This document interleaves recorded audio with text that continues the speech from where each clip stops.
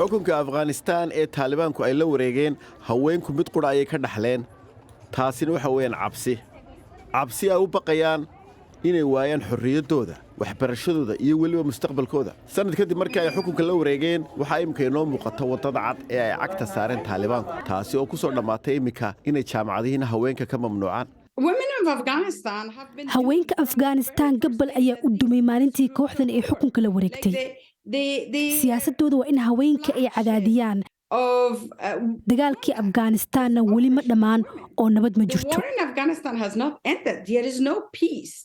waxaa jira haddaba dib u dhac ballaaran oo soo gaadhay xuquuqda haweenka haddii aynu qaar ka mida ka xusnana waxaa ka mid a bishii March waxay jabiyeen ballantoodii ahayd inay dugsiyada sare hablaha dib u furayaan 2 bilood kadib waxaa amar lagu siiyay haweenku inay gebi ahaanba niqaabtaan bishii September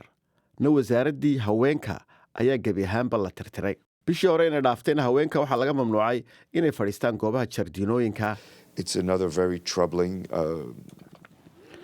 waa tallaabo adag oo aad u xun oo ay qaadeen way adag tahay in la fahmo si dal uu ku horumari karo ee uga dabaalan karo xaaladaha kala duwan ee nolosha saameeya haddana haweenkiisu ay wax baran without the active participation of women